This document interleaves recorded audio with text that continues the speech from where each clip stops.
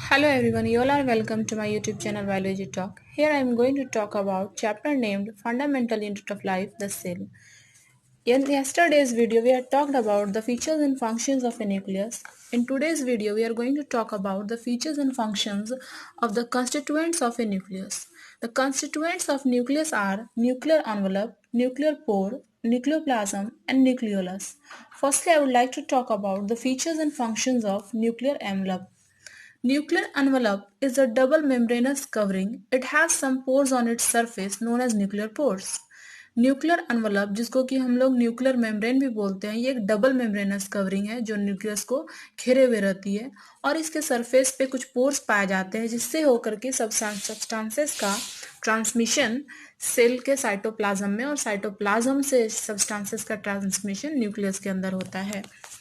This nuclear envelope acts as a barrier and separates cytoplasm from nuclear contents. ये nuclear envelope एक barrier की तरह काम करता है, जो कि न्यूक्लियस के अंदर की चीज़ों को न्यूक्लियस के बाहर की चीज़ों से सेपरेट करके रखता है, अलग करके रखता है. Nuclear pores allows transfer of selective substances from inside the nucleus to the outside cytoplasm. Nucleus के मेम्ब्रेन के ऊपर जो पोर्स पाए जाते हैं उनके वजह से कुछ सेलेक्टिव सब्सटेंसेस का ट्रांसमिशन न्यूक्लियस से होकर के होता है, यानी न्यूक्लियस के अंदर की चीज़ें जो बाहर जाने के लिए अनुकूल होंगी वो न्यूक्लियस के बाहर जा सकेंगी और जो साइटोप्लाज्म से चीज़ें न्यूक्लियस के अंदर आने के लिए अडेप्टेड होंगी वो न्यूक्लियस के अंदर आ सकेंगी through this nuclear pore. Secondly I would like to talk about the nucleoplasm, the features and functions of nucleoplasm. This is a type of protoplasm composed of thick fluid. Nucleoplasm भी एक type का protoplasm ही है जो कि cell के अंदर हो तो साइटोप्लाज्म कहलाता है और न्यूक्लियस के अंदर हो तो न्यूक्लियोप्लाज्म कहलाता है. It consist of chromatin fibres, DNA, RNA, nucleolus and ribosomes. ये न्यूक्लियोप्लाज्म सिर्फ फ्लूइड से ही नहीं बल्कि इसके साथ साथ DNA, RNA, chromatin fibres, nucleolus, ribosomes इत्यादि से मिलकर बना होता है. It is also known as nuclear sap and karyoplasm.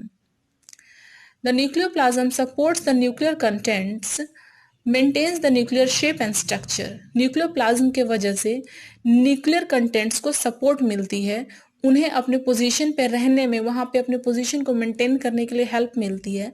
साथ ही साथ ये न्यूक्लियस के शेप और उसके स्ट्रक्चर को भी मेंटेन करके रखता है. It also helps in the transportation of ions and other substances across the nuclear membrane. Nucleoplasm के वजह से न्यूक्लियस से होकर चीज़ें जो बाहर जाती हैं या बाहर से जो चीज़ें न्यूक्लियस के अंदर आती हैं उसका भी मेंटेनेंस, ट्रांसपोर्टेशन में हेल्प न्यूक्लियोप्लाज्म की वजह से होता है. Next we are going to talk about nucleolus. The features of nucleolus. Nucleolus are small spherical body in the nucleus, not bound by any membrane. These are rich in protein and RNA. Nucleolus जो होते हैं वो छोटे rounded structure होते हैं जो nucleus के अंदर पाए जाते हैं. ये किसी भी दीवार से घिरे हुए नहीं होते और इसके अंदर प्रोटीन और आरएनए बहुत ज़्यादा मात्रा में होते हैं. Nucleolus helps in the formation of ribosomes. It also helps in the formation of protein inside the nucleus. Nucleolus में आरएनए और प्रोटीन के मौजूदगी की वजह से प्रोटीन की सिंथेसिस बहुत आसान हो जाती है. राइबोसोम का फॉर्मेशन वहाँ पे होने लगता है और जैसा कि हमें पता है कि राइबोसोम की वजह से प्रोटीन बनता है तो ऑब्वियसली राइबोसोम जब बनेगा तो प्रोटीन का फॉर्मेशन तो ऑब्वियसली होगा. And next we are going to talk about chromatin material. Features of chromatin material. Chromatin material are thin thread-like intertwined mass of filaments in the nucleus. These are composed of genetic material, DNA and proteins.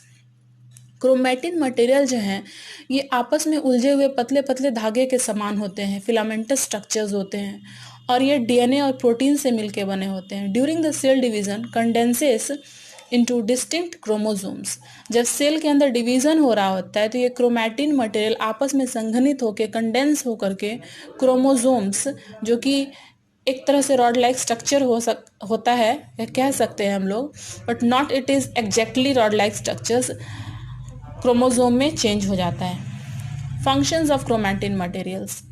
Chromatin material contains information for growth and development, metabolism, reproduction and hereditary characters of an organism. Chromatin material जो कि DNA और protein से बना होता है, इसके अंदर किसी भी ऑर्गेनिज्म के ग्रोथ के लिए, उसके डेवलपमेंट के लिए, उसके मेटाबॉलिक फंक्शंस, रिप्रोडक्शन यानी रिप्रोडक्टिव बिहेवियर, हेरिडिटरी फंक्शंस, जो भी चीज़ें उनके पेरेंट्स से उनके